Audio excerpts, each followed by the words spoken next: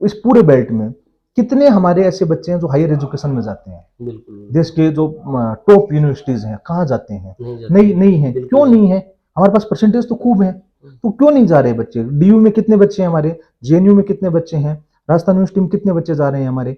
नहीं, वो मैंने आपको कायम खानी हॉस्टल में सुना था, तो आपने कायम खान के बारे में एक आप हाँ हाँ बोल रहे थे, तो आप इतने डीपली, हालांकि काफी हम भी पढ़ते हैं कायम खान के बारे में, लेकिन आपने इतना डीपली बताया था कि मैं शौक हो गया था वहां सुन के, और मेरे रोम रोम खड़े हो गए थे उस वक्त आपने जो भाषण दिया था।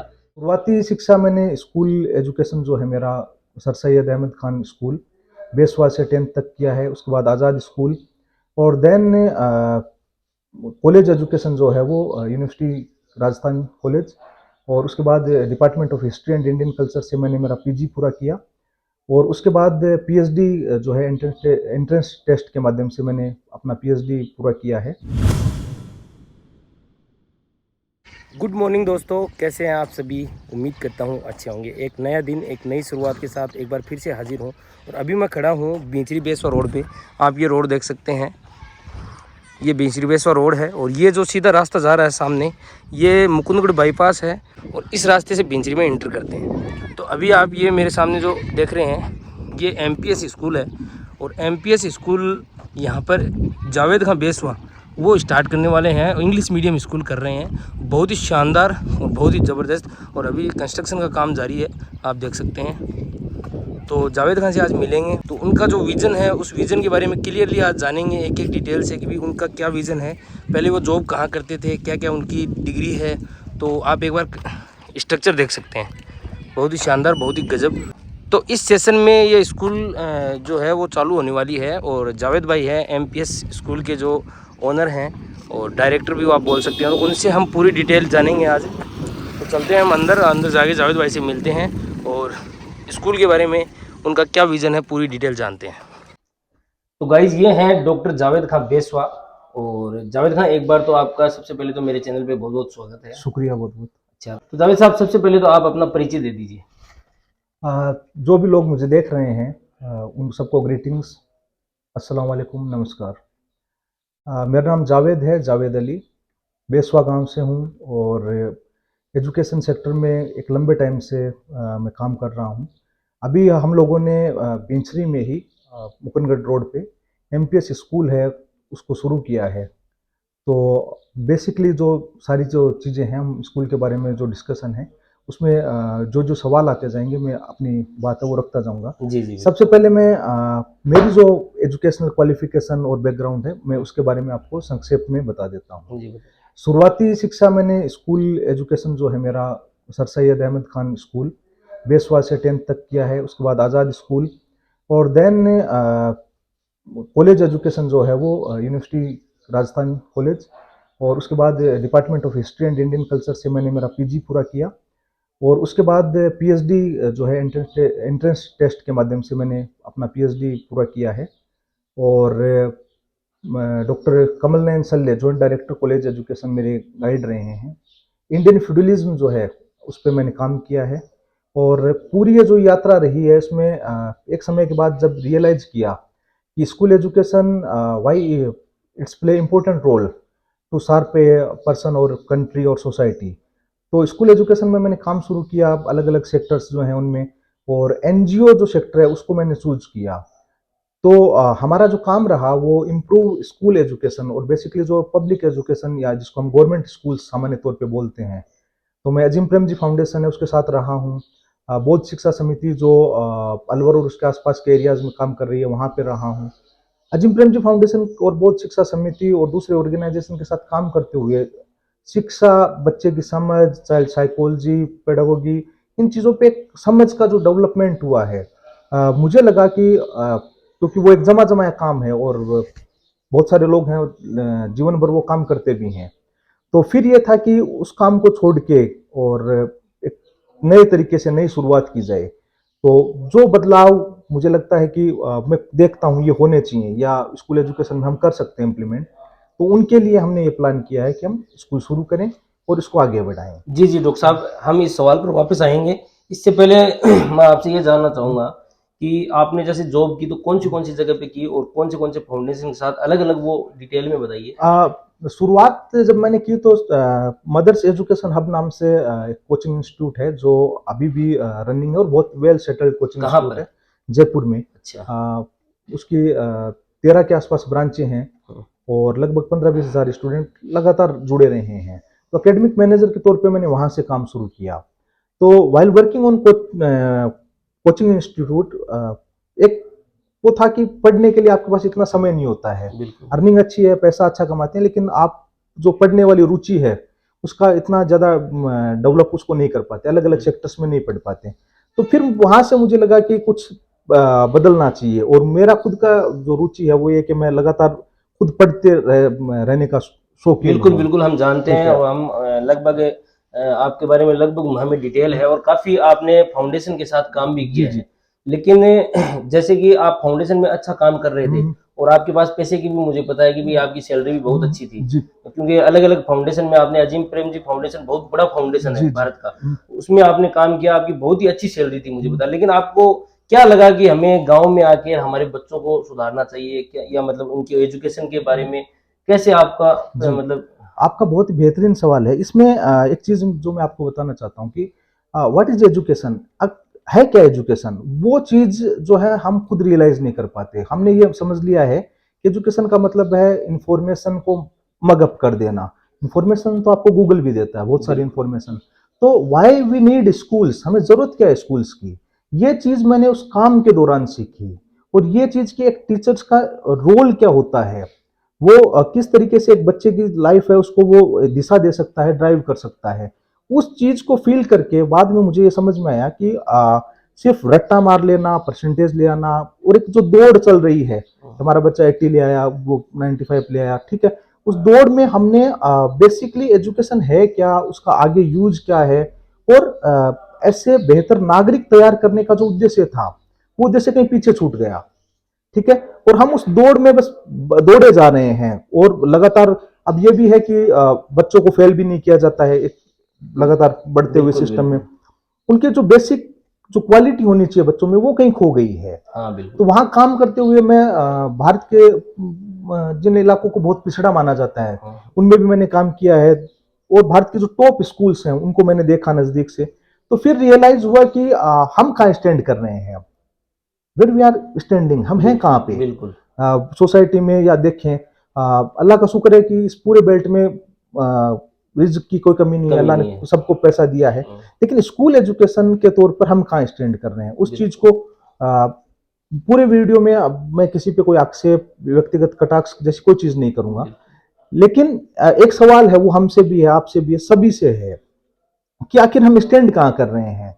ये पूरा जो बेल्ट है इसमें कम से कम 5,000 बच्चे पढ़ रहे होंगे।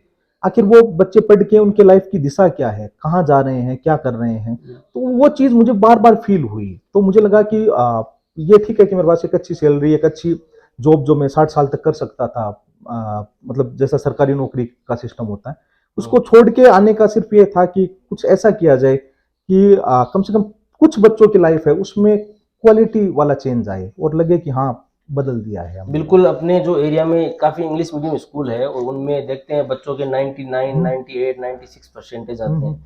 और कल ही मेरे दोस्त एक वाकया बता रहे थे, मैं वो शेयर करना चाहूँगा आपके साथ भी, ताकि आपको भी भविष्य में ऐसी गलती हम्म, नहीं करनी है। क्योंकि आप एक बहुत बड़ा विज़न लेके आप हमारे इस हम्म, एरिया में आए हैं। तो वहाँ पर बता रहे थे कि भी एक बच्चा था उसके 96 या हम्म, 95% लगभग उसके हम्म, आए थे। इंग्लिश मीडियम अपने एरिया की स्कूल हम्म, है। तो उस बच्चे को कुछ सवाल किए गए तो पता चला कि उसको तो वो तो बिल्कुल ज़ीरो है। हम्म, तो फिर उसको उसी जो स्कूल है उस स्कूल में लेके गए, दूसरे कपड़े पहना के और ड्रेस वगैरह चेंज करवा के कि भाई इसका हमें एडमिशन करवाना है। हम्म, तो वो 9th में था तो उसके 9th में परसेंटेज 96 या मेरे को फिक्स याद नहीं है। तो जब उस बच्चे को एडमिशन के लिए वहाँ पर लेके गए तो उन्होंने कहा ये तो 6 में भी नहीं लेने लायक नहीं है हम्म, बच्चा। और जबकि उसके परसेंटेज है 90 हम्म, अबव। तो उनको बताया गया कि भई ये आप भी की स्कूल में पढ़ रहा है 9 साल से हम्म, और आप बोल रहे हो कि ये 6 में लेने लायक नहीं है। तो ये आपने जो परसेंटेज की जो बात लाई हम्म, उसी बात पे मैं ये बात बोल रहा हम्म, हूँ कि परसेंटेज का मामला इंग्लिश मीडियम में ये हो गया है कि भई हर बच्चे के 90 प्लस आ रहे हैं। हम्म, तो उस चीज़ का आपको ध्यान भी रखना है बिल्कुल और बिल्कुल। आपका उस बारे में क्या विज़न है वो भी आप क्लियर करें। आपने जो सवाल किया है परसेंटेज के बारे में या कि ये किस तरीके से मतलब बच्चे क्या आ रहे हैं 90% हाँ, और हाँ, बिल्कुल। वो बेसिक जो चीज़ें वो भी नहीं कर पा रहा है। तो पिछले कुछ साल में ये पूरा जो ये सिर्फ यहाँ की प्रॉब्लम नहीं है, हाँ। ये आपको ओवरऑल हर जगह ये हाँ, चीज overall घूमते बिल्कुल। हुए दिखेगी कि आपने बेसिक जो आपको बताए गए हैं कि हर क्लास में एक बच्चे का इतना स्तर होना चाहिए, उस स्तर को हमने क्या किया, स्किप कर दिया है। मतलब हर एक जगह की ये प्रॉब्लम है कि स्किप कर दिया है। परसेंटेज जो है वो एक अंधाधुंध दौड़ हो गई है। आप देखिए मतलब 100 तक मामला चला गया है।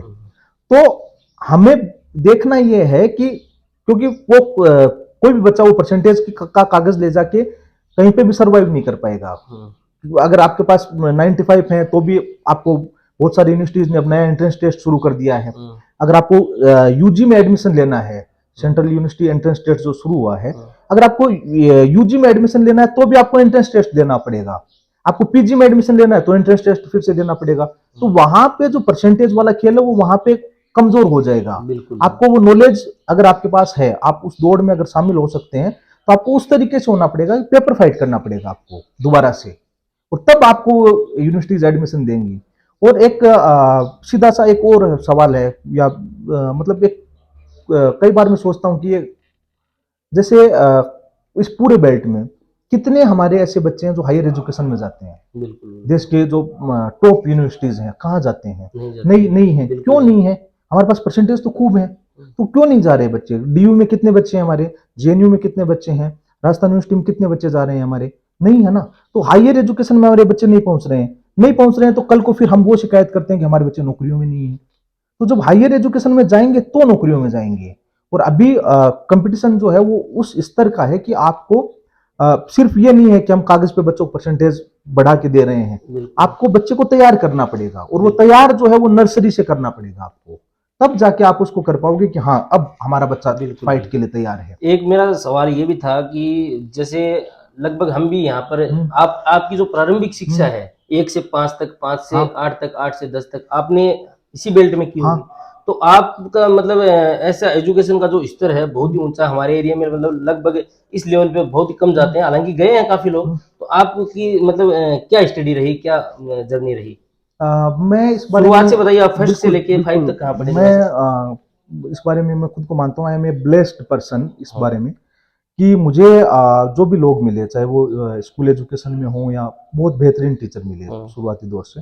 और दूसरा जो है घर का जो माहौल रहा, my father was a farmer, ठीक है, और सिर्फ वो एक सामान्य साक्षर व्यक्ति होते हैं वो वैसे ही थे। बिल्कुल। लेकिन ये जो चीज़ थी कि पढ़ाई सिर्फ नौकरी नहीं है, और उस चीज को फॉलो करके सिर्फ मैं अपने फैमिली का बताऊं, मैं हूं, मुझसे छोटा भाई है working with Indian government ministry of railways as assistant section officer, उससे छोटा है जो अभी लॉ कंप्लीट कर रहा है अपना, और now start will start the practice high court से शुरू करेगा। अच्छा। ठीक है। तो ये जो सारी जो चीजें हैं ये हम एक बिल्कुल सामान्य बैकग्राउंड के लोग रहे हैं, बिल्कुल। लेकिन घर का जो माहौल था वो ये था कि कम से कम एजुकेशन अर्न की जाए, उसको प्राप्त किया जाए, और आगे जाके नौकरी में मिले नहीं मिले वो बहुत सारी अलग चीजें हैं। हर एक आदमी है उसको वी बिलीव दैट अल्लाह है वो रिज्क देगा, ठीक है। तो रिज्क आपको मिलेगा, जो अनपढ़ है उनको भी रिज्क मिलता है। बिल्कुल। तो जो हम पढ़ रहे हैं उसको हम ठीक तरीके से पढ़ें। बिल्कुल, रिज़्क का और पढ़ाई का कोई ताल्लुक हाँ, नहीं है, रिज़्क तो मिलना है रिज्क सबको। मिलना है, ठीक है। तो जो है हमारा स्कूल एजुकेशन का सिस्टम जो है उसको हम मैं ये मानता हूँ, मतलब ये मेरी हर एक गार्जियन को मैं ये कह रहा हूँ कि स्कूल एजुकेशन जो है वो नर्सरी से 5वीं तक अगर आपने किसी बच्चे को ठीक तरीके से पढ़ा दिया है, नर्सरी से 5वीं तक, हाँ। वहां पे आपने 50 to 60 70% काम कर दिया है, बेस तैयार हो गया। बेस तैयार हो गया। 6th क्लास में जब वो बच्चा जाएगा तो वो बहुत सारी चीजें अब खुद अंडरस्टैंड कर सकता है, वो एबल है सारी चीजों में। तो अब आपको उसके पीछे डंडा लेके दौड़ने की जरूरत ही नहीं है। तो नर्सरी से 5वीं तक अगर आपने बच्चों को तैयार कर दिया है तो वो बच्चे कहीं नहीं रुकेंगे, वो कंपटीशन भी फाइट करेंगे, वो स्टैंड भी करेंगे, खड़े भी होंगे, और वो सही और गलत की पहचान भी कर पाएंगे। अगर आपने नर्सरी से 5वीं के बीच में गैप रख दिया है, वहां पे बेस नहीं तैयार किया है, तो गड़बड़ होगा मामला। और हमारे यहाँ विडंबना क्या है ओवरऑल जो एजुकेशन सिनेरियो है उसमें, कि हम लोग ये समझते हैं कि हायर लेवल पे हमें अच्छे टीचर चाहिए जो अच्छा पढ़ाएं, बहुत काबिल हों, और हम इस चक्कर में क्या करते हैं, सरकारी स्कूल्स में भी यही होता है, प्राइवेट स्कूल्स वाले भी यही करते हैं कि हम नर्सरी से 5वीं का जो मामला है उसको गड़बड़ कर देते हैं पूरे कोई। बिल्कुल और फिर हम ये चाहते हैं कि हमारा बच्चा जब वो 8वीं 9वीं 10वीं में जाए तो वो मतलब एकदम से चमक जाए। तो लाइफ में जादू नहीं होते, चुटकियां बजाते हुए जादू नहीं होते। बिल्कुल आपको एक प्रोसेस है, उसके तहत जाना पड़ेगा, मेहनत करनी पड़ेगी, देन बिल्कुल। वी विल सी द एक रिजल्ट्स। आप क्या है कि मुझे पता है कि हिस्ट्री का आपको मैंने काफ़ी आपको सुना है, हिस्ट्री में मतलब बहुत ही आपको नॉलेज है और आपने पीएचडी भी कर रखी है। तो आजकल भारत के जो हिस्ट्री है उसके साथ छेड़छाड़ की जा रही है। तो इसके बारे में आपका क्या कहना है? ये बहुत मतलब जिसको कहते हैं समय के साथ जुड़ा हुआ सवाल किया है आपने। अ, एक तो मैं इस चीज को क्लियर कर दूं कि कोई भी व्यक्ति लाइफ में एक सब्जेक्ट को या एक सब्जेक्ट के कुछ हिस्से को भी पूरा नहीं पढ़ पाता पूरी बिल्कुल, जिंदगी में। क्यों? बिल्कुल। क्योंकि नॉलेज है वो इतना फैला हुआ हाँ, है बिल्कुल। और जितना आप पढ़ते जाते हो आपको ये रियलाइज होता जाता है कि कितना कम जानते हैं हम। जितना आप पढ़ेंगे तो बहुत ज्यादा नॉलेज वाली बात को तो करते हैं कि मुझे थोड़ा सा नहीं, वो है मैंने कि आपको कायम खानी हॉस्टल में सुना था, हम्म, तो आपने कायम खां के बारे में एक आप हाँ हाँ बोल रहे थे, तो आप इतने डीपली हालाँकि काफ़ी हम भी पढ़ते हैं कायम खां के बारे में, लेकिन आपने इतना डीपली बताया था कि मैं शॉक हो गया था वहाँ सुन के और मेरे रोम-रोम खड़े हो गए थे उस वक़्त आपने जो भाषण दिया था। तो उस हिसाब से मुझे पता है कि भई हिस्ट्री का आपको हाँ बहुत नॉलेज है, तो बहुत ज़्यादा और मतलब नॉलेज हाँ हाँ इसमें फ़र्क हाँ बिल्कुल आपको नॉलेज बहुत ही ज़्यादा है, इसमें कोई शक नहीं है। ये आप नहीं मान रहे हो वो नहीं एक अलग बात ये है। आपका बड़प्पन है आप जो कह रहे हैं। मैं इसको विनम्रता से मतलब अस्वीकार करता हूँ कि हाँ थोड़ा बहुत मैंने पढ़ा है हाँ, और पढ़ने का अभी भी शौक है तो मैं उस चीज को कंटिन्यू करता हूँ। बिल्कुल, और मुझे इतिहास के तो बहुत बेहतरीन लोग मिले अपनी जिंदगी में, बहुत बेहतरीन मतलब जो नेशनल इंटरनेशनल लेवल पे जिन लोगों का काम है, डॉक्टर कमल नयन सल्ले, डॉक्टर राम पांडे और बहुत सारे लोग हमारे स्टेट डिपार्टमेंट से भी अलग अलग जगहों से। बिल्कुल, बिल्कुल। तो उनको देखकर समझ कर ये लगा कि और एक और मेरे जो गाइड हैं डॉक्टर कमल नयन सल्ले, उनके टीचर जिनका मैं उल्लेख मतलब हर जगह में करता हूँ, सर RS मिश्रा अच्छा, सर, मतलब उनके नॉलेज को देखकर और उनकी विनम्रता को देखकर इस चीज को मैंने एहसास किया कि ज्ञान आपको विनम्र बनाता है। नॉलेज जो है वो आपको विनम्र बनाता है और अगर आपको विनम्र नहीं बना रहा है तो उस नॉलेज में कहीं ना कहीं गड़बड़ है। बिल्कुल, अब बात आती है हिस्ट्री पे।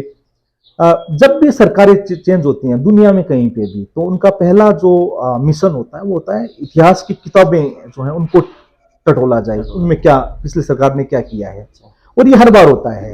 बिल्कुल, तो अब इससे एक तो ये चीज क्लियर होती है कि हिस्ट्री है उसका कितना इंपॉर्टेंट रोल है, इतिहास की किताबों का कितना इंपॉर्टेंट रोल है सोसाइटी के तौर पर, समाज के तौर पर हम देखें तो, और एक बच्चे की जिंदगी में। बिल्कुल, हम क्या करते हैं कि हम उसको सिर्फ रटने वाले भाव में कि हिस्ट्री है रट लेंगे, 2 लाइनें कुछ फैक्ट रट लेंगे। लेकिन आपको ये चीज समझनी चाहिए कि सरकारें बार बार ये क्यों करती रहती हैं। आपने कभी गणित के बारे में विवाद नहीं सुना होगा क्योंकि बिल्कुल, 2+2 4 ही होंगे, आप कुछ भी कर लीजिए। बिल्कुल, बिल्कुल, सारे विवाद इतिहास को लेकर ही क्यों होते हैं? क्यों? क्योंकि इतिहास जो है वो आपको आपका भविष्य क्या होने वाला है, आप अपना जो पास्ट है उससे बहुत कुछ सीखते हैं। आपका पास्ट आपको लड़ने की, जिद करने की, जुनून की बहुत सारी चीजें देता है। तो उस पास्ट को बदलने का खेल चलता रहता है। अभी जैसे सरकार है तो एक डिबेट चलती रहती है महाराणा प्रताप अकबर, महाराणा प्रताप अकबर, ठीक है। इतनी बड़ी डिबेट है कि उस पर आपको बहुत बड़े प्रोफेसर हैं उनके, जैसे प्रोफेसर हरबंश मुखिया हैं या दूसरे और लोग हैं, उनके आर्टिकल वगैरह भी आते हैं, बहुत सारी चीजें आती रहती हैं। तो इतिहास की जो भूमिका है वो तो हमेशा रहेगी, स्कूल एजुकेशन में भी रहेगी, सोसाइटी के तौर पे भी रहेगी। और एक व्यक्ति होता है वो इतिहास से लगाव भी महसूस करता है। जैसे मैं कहूँ कि आपके दादा तो बड़े महान आदमी थे, तो आपको फील होगा कि हाँ, हार्टली आप फील करेंगे उसको। बिल्कुल, या हम कायम खान की हिस्ट्री के बारे में पढ़ते हैं, सेमिनार वगैरह होते हैं। बिल्कुल, तो मैंने भी एक पेपर प्रेजेंट किया था हाँ, राजस्थान यूनिवर्सिटी में कायम खानी इतिहास पे, और उन पे बहुत सारी PhD वगैरह भी हुई हैं। तो इतिहास जो है वो आपकी समझ को डेवलप करता है। अब सरकारों का रोल ये रहता है कि वो अपने एंगल से उसको बदलें। बिल्कुल, तो आपने जो बात की अभी जो की, तो उसमें कुछ चैप्टर हटाए गए हैं मुगल एरा के। उसमें से मुगल कोर्ट का चैप्टर है 12th क्लास में, उसको हटाया गया है, रिमूव कर दिया गया है। लेकिन रिमूव कर देने से इतिहास नहीं मिटता है, बिल्कुल, किताब किसी किताब से हटा देने से, क्योंकि वो आखिरी किताब नहीं है जो पढ़ी जाएगी। लाखों लोगों ने उस पर लिख दिया है, मोन्यूमेंट्स हजारों हैं वो आपके सामने हैं। तो ये जो है ये कंटिन्यू चलता रहेगा। अब इसमें हमारी भूमिका क्या हो सकती है? हमारी भूमिका ये हो सकती है कि हम बच्चों को इतिहास के प्रति भी जागरूक करें बिल्कुल और हम उनको बताएं कि इसका भी बहुत इंपॉर्टेंट रोल है। तो वो बेसिक से शुरू कहाँ से करें, शुरू करें अपनी हिस्ट्री से, क्योंकि कायम खानी है उनके पास एक रिच हिस्ट्री है, तो अपनी हिस्ट्री से शुरू करें। अपने बच्चों को वहां से बताना शुरू करें कि कौन है कायम खानी, कहाँ से आए, क्या किया, उनकी भूमिका क्या है इतिहास में। हमारे खुद के बच्चे नहीं जानते कि जहांगीरनामा में जो कायम खानी नवाब हैं हाँ उनका उल्लेख है। बिल्कुल जहांगीरनामा जो मुगल एम्परर जहांगीर ने लिखी अच्छा है, तो अच्छा उसमें उनका दिया गया है। हाँ वो साउथ इंडिया के लिए गए हैं, तो हम अपने बच्चों को वो बताएं, वहां से शुरू करें और फिर आगे लेके जाएं, तो बिल्कुल। वो अपने बच्चों को रिच बनाए। तो अभी जो आपने ये स्कूल की शुरुआत की है एमपीएस की, तो ये कहाँ से शुरुआत करना चाहते हैं और कहाँ तक? अभी इस सेशन में हम इसको नर्सरी से 8 तक रन 8 करवाएंगे। तक? हाँ 8 अच्छा तक। एंड इंशाल्लाह अगले सत्र में 9th 10th, अच्छा और उसके बाद हमारा इरादा है इसको 12वीं तक लेके जाने का, अच्छा 12th तक अच्छा लेके जाएंगे। अच्छा। ठीक है, तो नर्सरी से लेके 12th तक की 12 तक का आपका जो क्वालिटी विजन है। एजुकेशन जो है वो इसी बेल्ट में बच्चों को दूर ना जाना पड़े, वो बिल्कुल। यहीं मिले। और स्टाफ आप मतलब हम्म, अपने जो गांव में कैसे मतलब हम्म। मैनेज करें, कहाँ से स्टाफ? स्टाफ के लिए हमने किया है कि जो भी स्टाफ हमारे यहाँ पे आए, हम्म वो एक टेस्ट की प्रोसेस है हमारी, उस टेस्ट की प्रोसेस को पूरा करें। हम्म ठीक है, देन क्लास में उनका डेमो हो, उसको हम्म पूरा करें, हम्म। और फिर हम उसको स्टाफ अपने यहाँ पे हाँ एज ए एम्प्लॉय के तौर पे बिल्कुल रखें। बिल्कुल। तो ये जो प्रोसेस है ये पिछले लगभग 1.5 महीने से चल रही है, हाँ और हम इसमें कुछ लोगों को हमने सिलेक्ट किया भी है, कुछ को करने वाले हैं, कुछ लोगों को हम नहीं कर पाए। हाँ ठीक है, अलग अलग कारणों की वजह से। तो आगे हमारा इरादा वही है, हम उसी प्रोसेस को फॉलो करेंगे, और हमें क्वालिटी वाले टीचर तैयार करने हैं। वो बिल्कुल टीचर तैयार किए जा सकते हैं, कोई भी बोर नहीं होता कि माँ के पेट से पैदा होते ही वो सब कुछ सीख के आया है और बिल्कुल वो बिल्कुल टीचर हो गया। उसमें क्वालिटी में बहुत सारे सुधार किए जा किए सकते जा हैं। सकते हैं। तो मैं ये भी चाहता हूं कि इस बेल्ट के जो काबिल लोग हैं, जिनके अंदर हम्म आग है कुछ हम्म करने की, कि हम्म, हम करेंगे, अच्छे से काम बिल्कुल करेंगे, वो लोग आए, साथ में जुड़े, काम करें। बिल्कुल और बाहर से भी हमारे साथ में कई सारे लोग हैं, हाँ वो हाँ जुड़ने वाले हैं अलग बिल्कुल अलग बिल्कुल। जगहों से। तो एक मैं काफ़ी दिनों से सुन रहा हूँ, जब से आपने ये बिल्डिंग आप बना रहे हम्म, हैं और कंस्ट्रक्शन आते-जाते देखते हम्म, हैं, सुन रहे हैं कि आप जो सीट है वो लिमिटेड रखेंगे, तो हाँ, आप ये क्या मामला है, कितनी सीट रखेंगे, क्या रखेंगे? इसमें होना तो ये चाहिए कि स्कूल हो वो ओपन फॉर ऑल हो। हाँ, ठीक हाँ। है, लेकिन हम जिस क्वालिटी को मेंटेन करने की कोशिश कर रहे हैं, हुँ, उसमें जैसे एक क्लास में मान लीजिए 25 सीट्स के तौर पर हम रखते अच्छा। हैं। तो एक टीचर के पास इतना समय होना चाहिए कि वो हर एक बच्चे की, उसकी पर डे की प्रोग्रेस चेक करें। वो देख पाए, बिल्कुल। उसके क्या प्रॉब्लम्स आ रही हैं वो हुँ, देख पाए। हुँ। ठीक है, उस चीज को देखने के लिए अब अगर एक क्लास में हम 60 बच्चों को ले जाके बैठा देंगे, बिल्कुल, तो आपके पास 40-45 मिनट का एक एक पीरियड पीरियड चलता है। चलता है, बिल्कुल। उस 45 मिनट को अगर आप डिवाइड करेंगे 60 हुँ, बच्चों में, तो हुँ। वो तो बच्चों को मिनट भी नहीं मिल पाएगा। बिल्कुल। तो उस चीज से बचने के लिए हमने कोशिश की है कि क्लासेस जो हो जितनी छोटी हो सके, हो सकता है हम कुछ दिनों के बाद इसको 20 ही कर दें, हाँ, हम बिल्कुल। 20 से ज्यादा नहीं ले हुँ, पा रहे हैं, हुँ, हुँ। 20 से ज्यादा लेंगे ही नहीं। हुँ, हुँ। तो वो जो चीज है उसको मेंटेन करने के लिए वो हमने ये किया हाँ, है। बिल्कुल, बहुत बढ़िया। तो दोस्तों ये थे डॉक्टर जावेद खां और आपको मैंने इनसे मिलवाया और ये जो आपने एरिया में जो एमपीएस स्कूल की जो शुरुआत है एक इंग्लिश मीडियम के तौर पे बहुत ही शानदार शुरुआत ये करने जा रहे हैं। तो इनका जो विज़न था, विज़न के बारे में मैंने आपको पूरी डिटेल से बताया है। तो अगर आपको आज का जो वीडियो है वो अच्छा लगा तो लाइक ज़रूर कर देना और कमेंट करके अगर जो भी जावेद खां को भी आप सजेशन देना चाहते हैं और मुझे भी देना चाहते हैं तो कमेंट करके ज़रूर बताएं। और अगर चैनल को आपने अब तक सब्सक्राइब नहीं किया है तो चैनल को सब्सक्राइब जरूर कर दें। धन्यवाद, थैंक यू, शुक्रिया, सब्बा खैर।